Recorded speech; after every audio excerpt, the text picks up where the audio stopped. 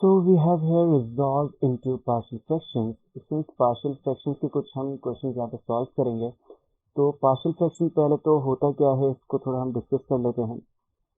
इसमें जिस तरह हम जानते हैं कि अगर हमारे पास कुछ इस तरह की अगर टर्म लिखी हो 1 + a अपॉन 2, तो स्टूडेंट्स हम इसे ब्रेक कर सकते हैं. हम इसे कह सकते हैं 1/2 + a अपॉन 2, है ना. फर्दर अगर आप इसे यहाँ पे मर्ज करना चाहें तो एलसीएम हमारे पास डिनोमिनेटर हमारे पास सेम है, तो एलसीएम हमारे पास 2 आ जाएगा. एंड अगेन 1 + a अपॉन 2 हमारे पास टर्म आ जाएगी.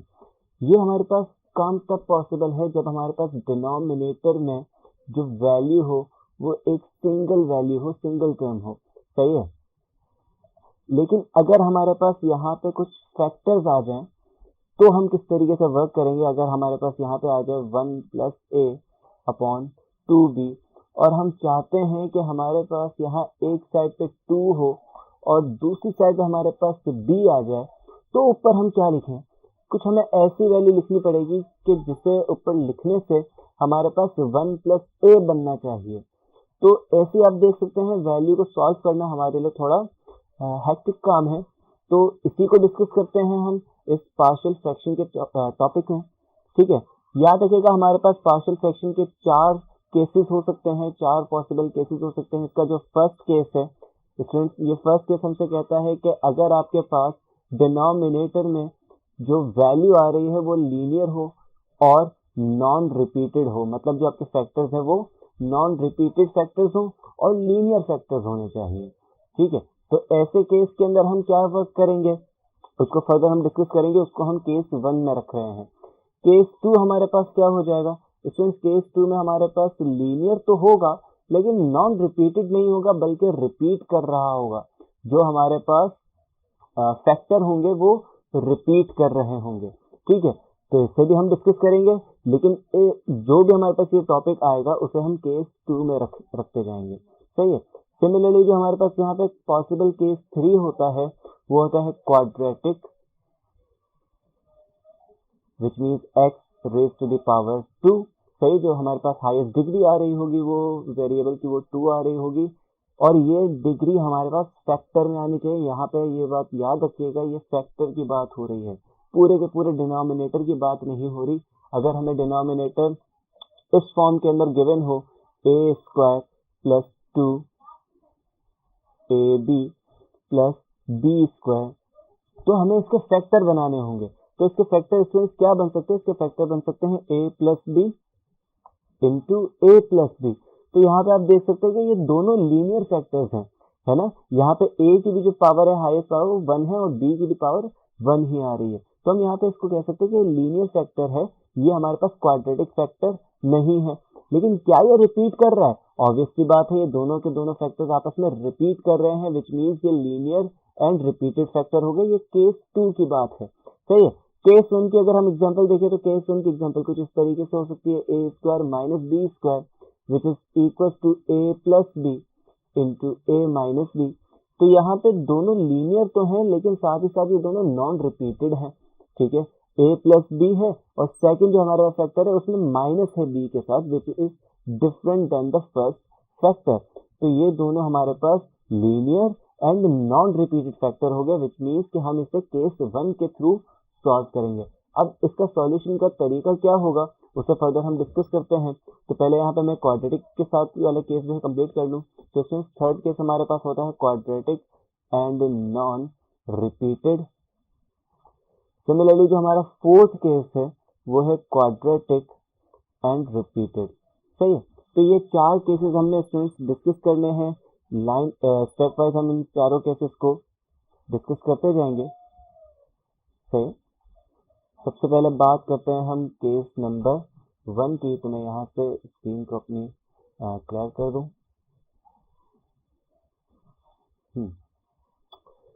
तो स्टूडेंट्स देखते हैं हमारे पास जो केस 1 के लिए फर्स्ट क्वेश्चन है वो है 12/x² - 9. स्टूडेंट्स यहाँ पे हम देख सकते हैं जो हमारा डिनोमिनेटर आ रहा है वो एक क्वाड्रेटिक इक्वेशन है. सही है ना.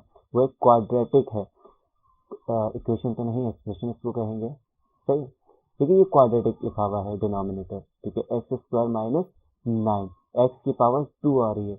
लेकिन क्या अगर मैं इसके फैक्टर बनाऊं तो क्या वो फैक्टर भी क्वाड्रेटिक रहेंगे? नहीं, वो फैक्टर्स क्वाड्रेटिक नहीं रहेंगे। किस तरीके से हम देख सकते हैं इसको सॉल्यूशन करते हैं। तो स्टूडेंट्स यहाँ पे हम कह सकते हैं 12 upon x square minus 3 square, सही है। और यहाँ जो हमारे पास एक्स स्क्वायर माइनस 3 स्क्वायर है, फर्दर हम इसको इस फॉर्मूला के थ्रू ब्रेक डाउन कर सकते हैं, A square minus B square which is equal to A plus B into A minus B, सही है। तो ये हो जाएगा 12 upon X plus 3 X minus 3, सही है। स्टूडेंट्स ये हमारे पास जो फैक्टर आ रहे हैं डिनोमिनेटर में, वो आप देख सकते हैं कि वो लीनियर भी हैं और नॉन रिपीटेड भी हैं। तो ये हमारे पास केस 1 है। तो ज़रा देखते हैं केस 1 का तरीका हमारे पास क्या होता है। स्टूडेंट्स केस 1 के अंदर हम क्या करते हैं, हम जो दोनों हमारे फैक्टर हैं, या अगर यहाँ पे 3 भी फैक्टर्स आ जाते हैं तो उससे भी हम किस तरीके से लिखते हैं। ये हमारे पास एक्स प्लस 3 है, ये फर्स्ट फ्रैक्शन के नीचे आ जाएगा। जो x माइनस 3 है वो सेकंड फ्रैक्शन के नीचे आ जाएगा। सिमिलरली अगर हमारे पास यहाँ पे थर्ड फैक्टर मौजूद होता तो हम एक और फ्रैक्शन बनाते और उसके नीचे उसको मेंशन करते थे, सही है। आगे फर्दर एग्जांपल्स के अंदर हमारे पास ये वाले क्वेश्चंस भी आएंगे तो उन्हें भी डिस्कस कर लेंगे। फिलहाल यहाँ पे बात करते हैं कि जो हमारा फर्स्ट फ्रैक्शन है वो है डिनोमिनेटर में एक्स प्लस 3 लिखा हुआ है, तो न्यूमिनेटर में हम क्या लिखेंगे। स्टूडेंट्स न्यूमिनेटर की वैल्यू फिलहाल हमें नहीं पता, तो इस केस में इसे हम कैपिटल ए से रिप्रेजेंट कर सकते हैं और यहाँ पे हम कैपिटल बी रख सकते हैं। और इसे हमने कह दिया कि यह है इक्वेशन नंबर 1। बेसिकली हमें इसकी वैल्यू जो है फाइंड आउट करनी है, जो इस इक्वेशन की राइट हैंड साइड है इसकी वैल्यू हमें फाइंड आउट करनी है, ठीक है। और इसमें हमारे पास ए और बी दोनों आ रहा है, विच मीन्स दोनों वैल्यूज हमें यहाँ पे फाइंड आउट करनी होगी। किस तरीके से करेंगे स्टूडेंट, यहाँ X plus 3 X minus 3 divide हो रहा है 12 के साथ, इसे अगर हम राइट हैंड साइड पे मूव कर दें तो कुछ इस तरीके से लिखा जाएगा A upon X plus 3 into x minus 3,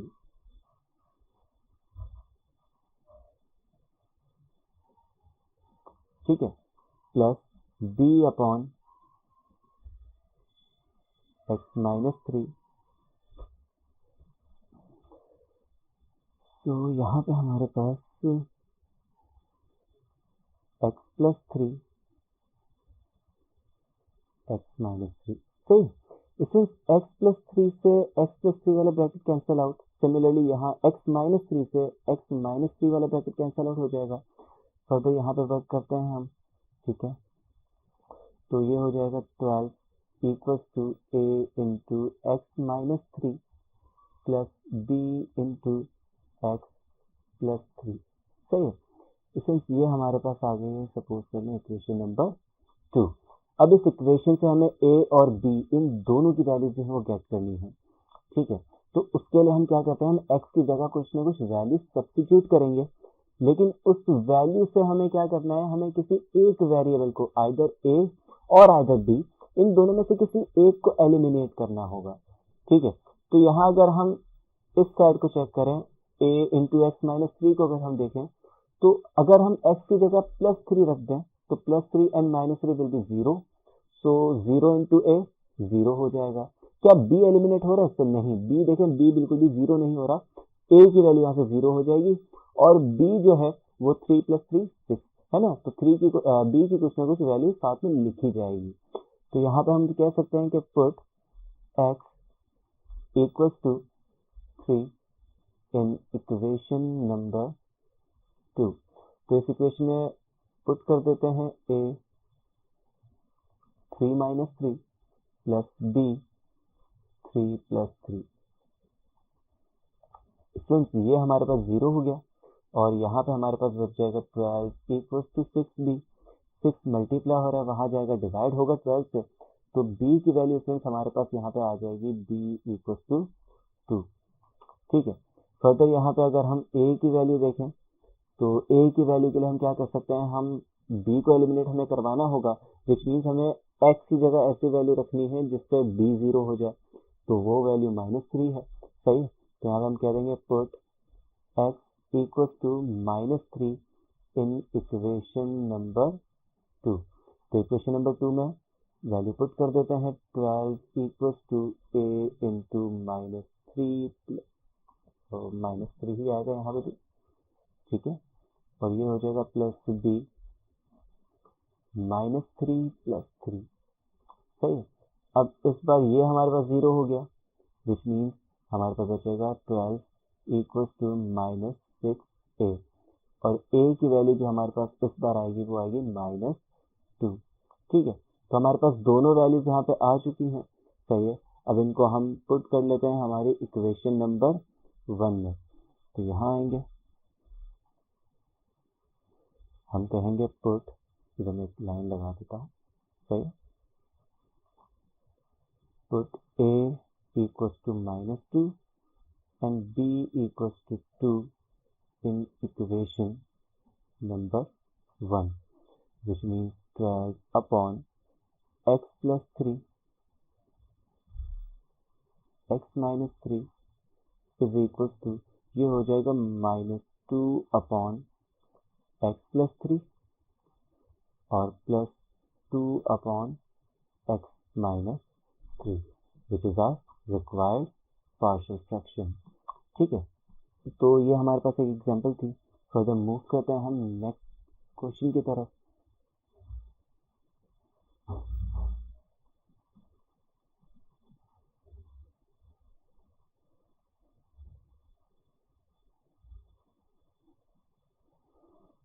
तो स्टूडेंट्स हमारे पास नेक्स्ट जो क्वेश्चन है वो है 4 into x minus 4 divided by x square -2x and -3।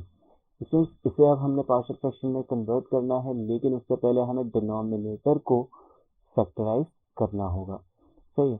तो यहाँ इस डिनोमिनेटर को फैक्टराइज कर लेते हैं। किस तरीके से करेंगे स्टूडेंट्स, हम जानते हैं यहाँ पे मिडिल टर्म ब्रेकिंग हम कर सकते हैं, है ना। एक्स स्क्वायर -2x -3 है, तो मिडिल टर्म ब्रेकिंग का जो मेथड है हमारे पास क्या है, एक्स स्क्वायर को -3x से मल्टीप्लाई -3 से मल्टीप्लाई किया जाए, विच इज -3x स्क्वायर, और मिड वैल्यू है हमारे पास -2x।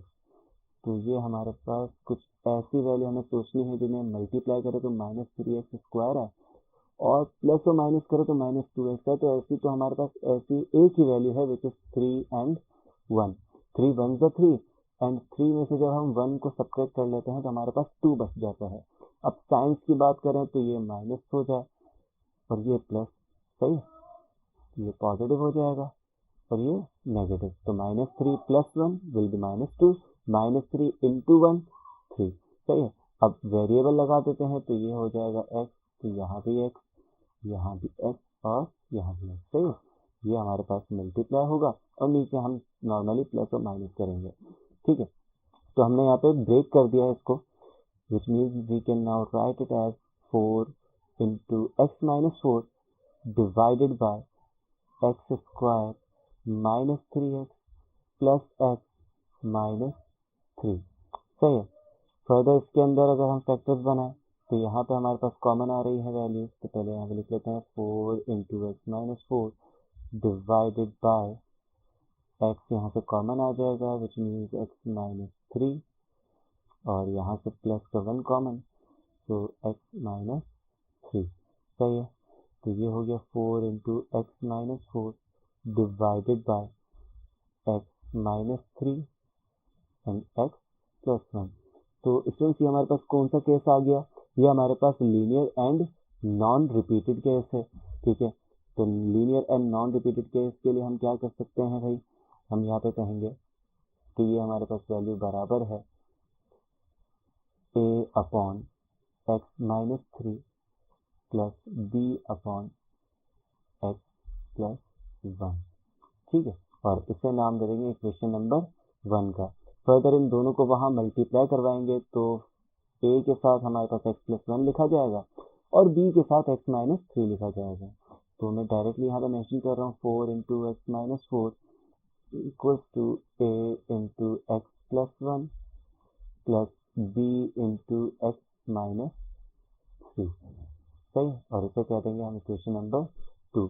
अब हमें a एंड b इन दोनों की वैल्यूज कैलकुलेट करनी है, तो भाई अगर हम b को एलिमिनेट करना चाहें यहाँ पे तो हम क्या कर सकते हैं, हम x की जगह 3 पुट कर सकते हैं, put x equals to 3 in equation number 2। सही है, तो ये हो जाएगा 4 into 3 minus 4 equals to a 3 plus 1 और यहाँ पे b 3 माइनस 3। ये वैल्यू हमारे पास कैंसल आउट हो गई, तो यहाँ पे हमारे पास बच जाएगा 3 माइनस 4 विल बी -1, तो 4 इंटू -1 और यहाँ पे 3 प्लस 1 4 मतलब 4a। सही है, 4 and 4 will be cancelled out, है ना, ये 4 मल्टीप्लाई है वहाँ जाकर डिवाइड होगा तो हमारे पास जस्ट -1 ही बचना है, विच मीन्स a की वैल्यू हमारे पास यहाँ से आ जाएगी -1। सिमिलरली स्टूडेंट्स मैं साइड पे ही b की वैल्यू भी कैलकुलेट कर रहा हूँ, तो b के लिए हम क्या करेंगे, हम b के लिए इक्वेशन नंबर 2 में -1 पुट करेंगे, तभी तो a की वैल्यू एलिमिनेट होगी। ठीक है, मतलब यहाँ पे आप रखेंगे put x equals to -1 in equation 2, तो ये हो जाएगा 4 -1 -4, सही है, equals to a into -1 plus 1 plus b -1 -3। यहाँ पे आएगा स्टूडेंट्स 4 इंटू -5 और यहाँ पे ये तो वैल्यू हमारे पास कैंसिल हो गई, ये बच जाएगा -4b। स्टूडेंट्स माइनस से ये माइनस कैंसिल, 4 से 4 कैंसिल, ठीक है, तो हमारे पास a की वैल्यू आ जाएगी 5 which can now B put in equation number 1। तो इसको इक्वेशन नंबर 1 के अंदर पुट कर लेते हैं, put a equals to 5 and b equals to -1 in equation, sorry मैंने a लिख दी है यहाँ पे b आएगा, ये हमारे पास b हो जाएगा। ठीक है, तो a इक्वल्स टू -1 आएगा, हम यहाँ से रख कर लेते हैं,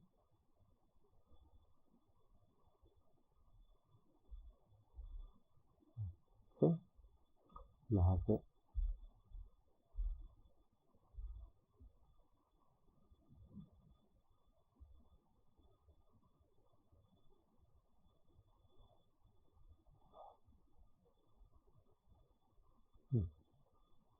तो a हमारे पास है -1 के बराबर और b बराबर है 5 के बराबर। ठीक है, तो यहाँ पे इनको पुट करेंगे किसमें, इक्वेशन नंबर 1 में, which means it will be equal to, सही, इक्वल टू से पहले तो हमारे पास वही टर्म है, मैं जस्ट एक राइट हैंड साइड वाली टर्म लिख रहा हूँ, a अपॉन x -3 है, विच मीन्स -1 अपॉन x -3 और b अपॉन x प्लस 1 है तो ये हो जाएगा +5 upon x plus 1 which is the required partial fraction. सही है, एक और क्वेश्चन यहाँ पे हम देख लेते हैं, इसको मैं यहीं पे लिख लेता हूँ, मैं इसको कह सकता हूँ some value upon x plus some value upon x -2 plus some value upon x -1। यहाँ पे हम कैपिटल A का यूज करेंगे, capital B and here we have capital C, और इसको हमने नाम दे दिया इक्वेशन नंबर 1 का। सही है, अब ये तीनों वैल्यू जो है वो यहाँ जाके मल्टीप्लाई होंगी, तो स्टूडेंट्स ये जब तीनों इस फर्स्ट वैल्यू से मल्टीप्लाई होगी, a अपॉन x से मल्टीप्लाई, तो कौन सी वैल्यू कैंसिल आउट हो सकती है, कौन सा फैक्टर है जो कैंसिल आउट होगा, ऑब्वियस सी बात है हमारे पास x कैंसिल आउट हो जाएगा, x -2 and x -1 will be remained same. सही है, तो उन्हें हम a के साथ यहाँ पे लिखेंगे, तो मैं यहाँ पे स्टेप वाइज काम कर रहा हूँ, x² -3x plus 6 equals to, students a के साथ हम यहाँ पे लिखेंगे x -2 और x -1। स्टूडेंट्स b के साथ देखिएगा, जब हम इस पूरे एक्सप्रेशन को b के साथ मल्टीप्लाई करवाएंगे तो x -2 का फैक्टर जो है वो कैंसिल आउट हो जाएगा और बचेगा हमारे पास bx x -1। सिमिलरली जब c पे आएंगे तो c के साथ हमारे पास होगा cx x -2। सही है, आई होप ये आप स्टेप सारे स्टूडेंट्स को क्लियर होगा, इसको नाम देंगे इक्वेशन नंबर 2 का। अब हमें ऐसी वैल्यू सोचनी है जिससे हमारे पास दो वेरिएबल्स एक साथ एलिमिनेट हो, कोई एक ना हो। सही है, दोनों को साथ में एलिमिनेट करना है, तो लेट्स सपोज कि अगर हम b और c को एलिमिनेट करना चाहते हैं तो हम x की जगह क्या वैल्यू पुट करें कि b एंड c दोनों साथ में एलिमिनेट हो जाए। तो भाई यहाँ पे आप देख सकते हैं b और c के साथ सेम फैक्टर कौन सा मल्टीप्लाई हो रहा है, इसमें सेम फैक्टर हमारे पास x वाला फैक्टर है जो कि दोनों के साथ सेम है। मतलब x की जगह में ऐसी वैल्यू पुट करनी है कि जब हम उसे b से मल्टीप्लाई करें तो वो b को जीरो बना दे। तो ऐसी वैल्यू तो एक ही हो सकती है, खुद जीरो।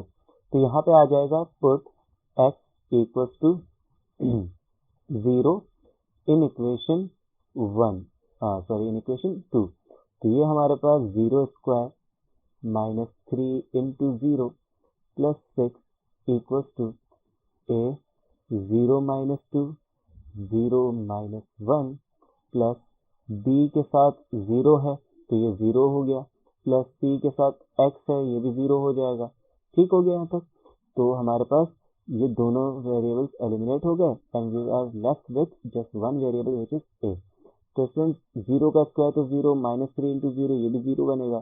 तो यहाँ पे हमारे पास सिक्स बचेगा equal to a minus two और माइनस वन ये मल्टीप्लाई होकर हमारे पास प्लस का टू लाएंगे। टू मल्टीप्लाई हो रहा है वहाँ जाएगा डिवाइड, मतलब ए की वैल्यू हमारे पास आ जाएगी थ्री। सही है, तो ए हमारे पास आ चुका है। अब बात करते हैं हम बी की। तो स्टूडेंट्स बी के लिए हम क्या कर सकते हैं, बी के लिए हम यहाँ पे कहेंगे put x equal to same factor ढूंढे। ए और सी में सेम फैक्टर कौन सा आ रहा है, एक्स माइनस टू वाला। मतलब एक्स की जगह हमने यहाँ पे क्या पुट करना है, टू पुट करना है ना। तो यहाँ पे हम रख देंगे put x equal to in equation number two which means two square minus three into two plus six equal to ये हमारे पास ए वाला जो एक्सप्रेशन है वो ज़ीरो, सिर्फ बी वाली वैल्यू बचेगी b into two minus one और सी वाली वैल्यू भी ज़ीरो हो गई। सही है, two square four minus six plus six equal to two minus one will be one and one two ज़ टू, मतलब two b. Students minus six से प्लस सिक्स कैंसिल, ये टू मल्टीप्लाई है वहाँ जाके फोर से डिवाइड होगा which means b की वैल्यू हमारे पास यहाँ पे आ जाएगी टू। सही, तो हमारे पास ए एंड बी ये दोनों आ चुके हैं। अब ज़रा सी की बात करते हैं। तो स्टूडेंट्स सी को मैं यहाँ साइड पे कहीं पे लिख लेता हूँ। सही है, सी की वैल्यू हम यहाँ पे निकाल लेते हैं पुट एक्स इक्वल टू। अब सी के लिए हम क्या करेंगे, उसके लिए हमें देखना है कि ए और बी के अंदर कौन से सेम फैक्टर्स मौजूद हैं। तो एक्स माइनस वन दोनों में सेम आ रहा है विच मीन्स एक्स की जगह हम वन पुट करेंगे इन इक्वेशन नंबर टू। तो ये हमारे पास आ जाएगा one square minus three into one plus six equal to A वाली टर्म जीरो, बी वाली टर्म भी जीरो, सी के साथ हमारे पास आएगा C into one minus two. Students one का square one minus three one ज़ three plus six equal to one minus one into C, ये माइनस सी हो जाएगा। One minus three minus two plus six, तो ये हमारे पास आएगा plus four which means four equal to minus C. तो सी की वैल्यू हमारे पास आ जाएगी माइनस फोर। अब सिंपल हमने इन ए बी एंड सी को पिक करके हमारी जो मेन इक्वेशन है वहाँ पे पुट करना है।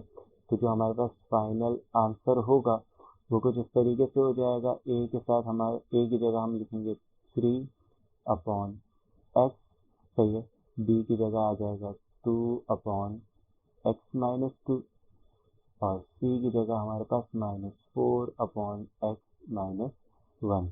ये हमारे पास फाइनल एक्सप्रेशन। तो आई होप इन तीन क्वेश्चंस के अंदर आप सबको जो कॉन्सेप्ट है linear and non repeated partial fractions का वो क्लियर होगा। इंशाल्लाह इन फर्दर नेक्स्ट वीडियो हम इसी टॉपिक को फर्दर कंटिन्यू करेंगे और इसी टॉपिक के कुछ और मज़ीद क्वेश्चंस करने की कोशिश करेंगे। तब तक के लिए thank you so much for your time and अल्लाह हाफ़िज़।